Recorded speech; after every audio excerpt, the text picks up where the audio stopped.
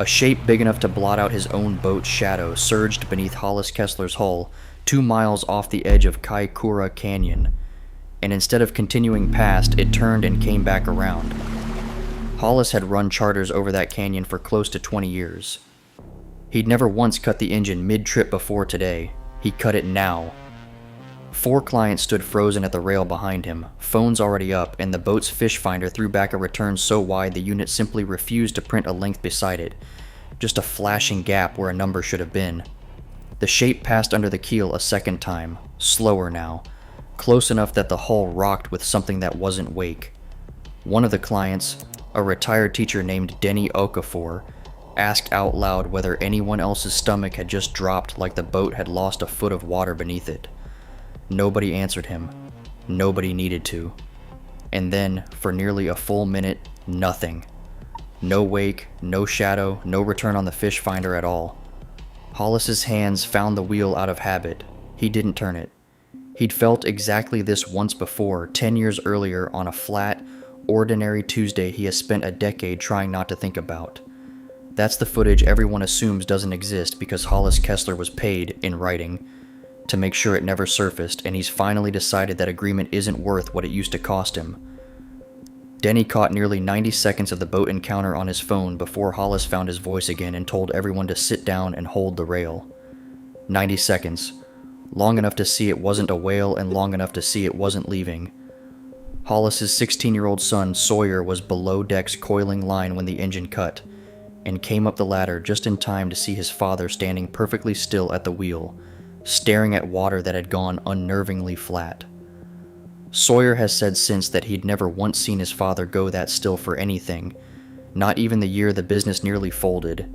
He didn't ask what was wrong. Some part of him, he says now, already suspected he wouldn't get a real answer. 10 years earlier, Hollis was running a much smaller boat, alone, on a slow winter charter that got canceled halfway out. He'd stayed on the water anyway, chasing a school of blue cod near that same canyon edge, when something rose from directly beneath him and held position less than a boat length off the stern. For 4 full minutes, it didn't leave. Hollis filmed almost the entire encounter, his hands steady at first, then not. Picture holding a camera on something that size for 4 straight minutes, alone, with no one else aboard to confirm afterward that you hadn't imagined the whole thing. At one point it drifted close enough that the surface of it caught the light wrong, uneven in a way smooth, healthy things underwater generally aren't, like something that had spent a very long life surviving whatever came its way. He didn't mention that detail to anyone for years. It felt, he says now, like the one part of the encounter that was actually his to keep.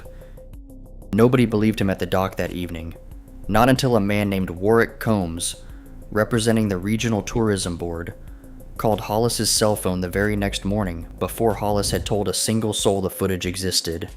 Before the call, Hollis assumed word had somehow spread. After it, he understood word hadn't spread at all. Someone had simply already known. What do you do when the first person to believe you is also the first person offering to make the problem disappear? Combs never used the word threat. He used the word opportunity twice in the same sentence that mentioned the tourism board's whale watching contracts, and how easily a rumor about something larger and hungrier circling the same water could sink every one of them inside a season. Combs also knew, and said so plainly that nobody could easily prove him wrong either way. Kaikoura's canyon floor drops past depths most research vessels have never properly surveyed, not because nobody's curious, but because a wall that steep this close to shore is harder to chart safely than trenches 10 times farther out. Nobody has ever finished mapping the part of it deep enough to matter here. Combs laid it out plainly enough that Hollis has never had to guess at the math since. A single viral rumor about something that size patrolling the same water where tourists paid to watch whales could cost the region a season's worth of bookings before anyone verified a single frame of footage. He also mentioned, almost as an aside, that Hollis's infant son had a cardiac surgery scheduled the following month that insurance wasn't going to fully cover. Hollis has never confirmed publicly how Combs knew that detail. He's never stopped wondering either. The payment cleared 3 days later, routed through a marine research grant that, on paper, funded nothing Hollis ever actually did, It covered Sawyer's surgery down to almost the exact cent and came with a single condition typed at the bottom of the transfer letter. The footage and the memory card it lived on would be surrendered and never discussed again.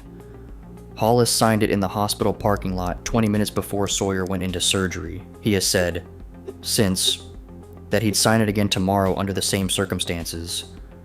That's not regret, it's arithmetic, and he's never once pretended otherwise. What he couldn't do the same way twice was carry it silently for another decade. There's a difference, he's realized, between a decision he'd repeat and a decision he can keep living inside without eventually telling the one person it was made for. He kept the pen from that hospital room. He's never told anyone why, including Sawyer, until recently. What he hadn't planned for was his own son growing up wanting exactly the life that decision was supposed to protect. Sawyer had been begging to crew full seasons since he was 12. Hollis kept finding reasons to say not yet. Reasons that made less sense every year until this season when he finally ran out of them and let his son back on the water for real. He told himself the canyon had gone quiet for a decade.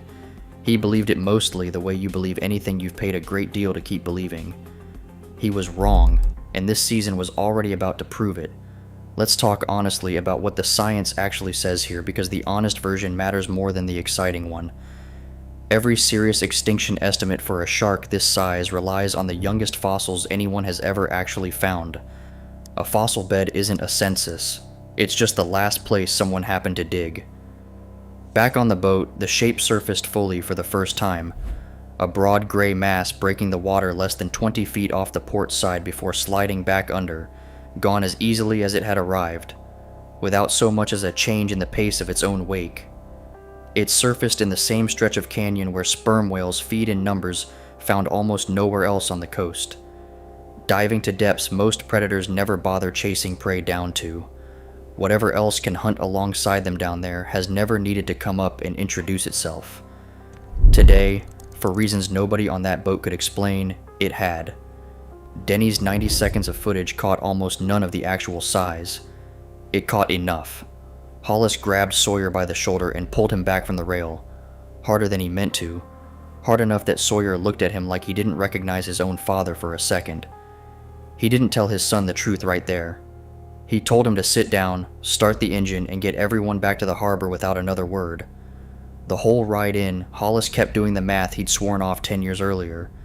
If Combs's old agreement still had teeth, someone from that same tourism board would already know a paying customer had filmed nearly 100 seconds of exactly what Hollis had once been paid to erase. They'd know within the hour. Warwick Combs called that same afternoon before Hollis had even finished refueling. He didn't raise his voice. He never had needed to.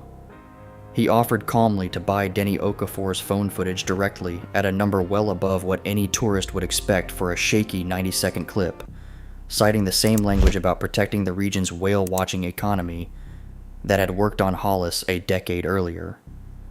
Denny turned him down flat on the phone, with Hollis standing close enough to hear every word. Afterward, Denny told him simply that he'd spent 30 years teaching kids not to sell the truth just because someone offered a fair price for it, and he wasn't about to become the exception at his own retirement party. Hollis hadn't expected that. For 10 years he'd assumed everyone had a price. He'd simply never met anyone who'd already decided, in advance, not to name theirs. Word of Denny's refusal moved through the harbor faster than either of them expected.